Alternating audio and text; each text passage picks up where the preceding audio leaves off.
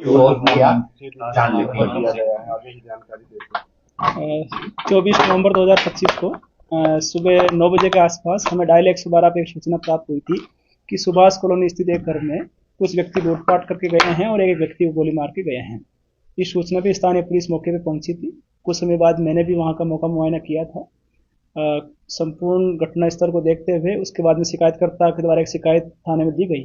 शिकायत के आधार पे भारतीय न्याय संहिता 2023 की धारा 109, 310, 333 में सशस्त्र अधिनियम 1959 की धारा 25 के तहत एक प्राथमिकी दर्ज करके जांच की शुरुआत की गई थी। टीम के द्वारा अलग अलग इनपुट इस संबंध में जुटाए गए। खासतौर पर सीआईए जो हमारी टीम्स है उनकी इस मामले में बड़ी अहम भूमिका रही। उन्होंने अलग अलग जो भी रिलायबल एविडेंसेस थे उसके आधार पर जांच को आगे बढ़ाया। साथ ही सीआईए अम्बाला और सीआईए पंचकुला से भी अच्छा इस मामले में समन्वय में सहयोग रहा, जिसके आधार पे 5 आरोपी जीरकपुर के पास से काबू किए गए थे, जिनको गिरफ्तार किया गया और कल माननीय न्यायालय में उनको पेश किया गया था। अभी पांचों ही आरोपी 6 दिन की पुलिस हिरासत में हैं और उनसे मामले के बारे में तहकीकात की जा रही है। इस मामले में अब तक 4 हथियार व 10 कारतूस बरामद किए जा चुके हैं। साथ ही जो लूटपाट का जो सामान था उसकी भी रिकवरी की प्रोसेस चल रही है। मुझे उम्मीद है कि इस मामले में जो भी लूटपाट हुआ है उसकी 100% रिकवरी सुनिश्चित होगी। सर इतनी दूर से आए हैं, यहाँ करनाल ही पहुंचे हैं वो करने की वारदात को अंजाम देने के लिए, इसका क्या अभी तक क्या जांच में सामने आया? देखिए, ये भी हमारा एक इन्वेस्टिगेशन का एक अहम पहलू है कि जो इस घर को टारगेट किया गया, क्या इसमें पूर्व में रेकी की गई या पूर्व में किसी ने सूचना इस संबंध में उपलब्ध कराई गई है। इन मामलों पे अभी हम जांच कर रहे हैं, जिसमें एक मुख्य जो आरोपी है राजीव उर्फ राजा, उसके खिलाफ 56 अभियोग दर्ज है, जिसमें लूट, डकैती, अटेम्प्ट टू मर्डर इस प्रकार के संगीन अपराध में पहले संलिप्त रहा है। कुछ मामलों में सजा भी हो चुका है। उसके बाद में जो 4 साथी थे उनका भी क्रिमिनल रिकॉर्ड हम खंगाल रहे हैं।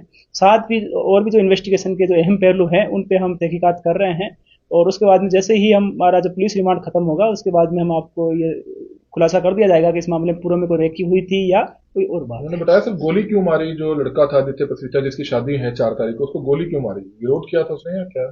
देखिए, जब वो तो मैंने इस संबंध में शिकायतकर्ता जो पक्ष है उनसे भी इस संबंध में बातचीत करी थी, लेकिन दुर्भाग्यपूर्ण ये था कि किसी एक व्यक्ति को गोली लगी थी। उनकी हालत अभी ठीक है। इस संबंध में भी हम अभी और तहकीकात कर रहे हैं, लेकिन टीम्स ने अच्छा सहयोग और समन्वय किया सभी टीम्स ने, और साथ ही कंप्लेनेंट पक्ष ने भी पुलिस पे भरोसा अपना रखा।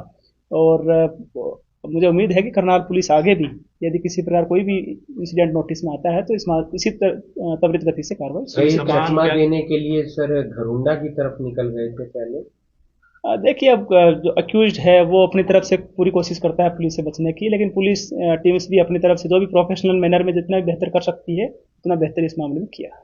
तो जल्द से रिमांड लिया जाएगा? रिमांड अभी ऑलरेडी वो 6 दिन के पुलिस रिमांड पे हैं। जो वेपन का सोर्सेज या जो जितने भी लूटपाट का जो सामान है उसकी रिकवरी की प्रोसेस, बाकी भी इस घर को ही मुख्यतः टारगेट करना, पूर्व में किसी प्रकार और कोई क्रिमिनल जो इस प्रकार की कोई वारदात में अगर संलिप्त रहे हो तो उसके बारे में पूछताछ करना, ये सारे एक इन्वेस्टिगेशन में जो पार्ट है उस पर टीम अभी काम कर रही है। आरोपी है कहाँ के सर ये सर? ये 5 ही आरोपी लुधियाना पंजाब के रहने वाले हैं। सर मुखबिरी का नहीं पता चला कि मुखबिरी किसने करी? देखिए, इस बारे में मैंने शुरू में बताया था, हालांकि आरोपी ने इस संबंध में अभी तक नहीं बताया। उनका ये था कि जी एक घर में लूटपाट किसी न किसी घर में करनी थी, लेकिन अभी 6 दिन की अभी पुलिस रिमांड पे हैं। बाकी हमने जितने भी एविडेंस कलेक्ट किए हैं उसके आधार पर हम जांच को आगे बढ़ा रहे हैं, और ये भी हमारी इन्वेस्टिगेशन का एक अहम पहलू है कि इस मामले पे भी, इस पहलू पे भी इन्वेस्टिगेट किया जाए कि इसी घर को टारगेट क्यों किया। अम्बाला सीआईए का भी रोल रहा था इसमें। निश्चित तौर पे ये देखिए, सभी जितनी भी जिला पुलिस है वो आपस में सहयोग और समन्वय करती है।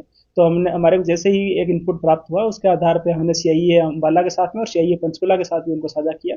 उनकी टीमें ने भी त्वरित गति से वहां मौके पे पहुंची थी और करनाल जिला पुलिस का अच्छा सहयोग किया।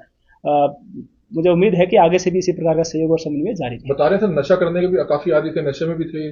देखिए, ये तो छोटी बात, जो डिटेल्स है वो तो सारी एक बार तहकीकात पूरा होने के बाद बता पाएंगे, लेकिन अभी तक इस मामले में अपडेट ये है कि अभी सारे आरोपी पुलिस रिमांड पे है।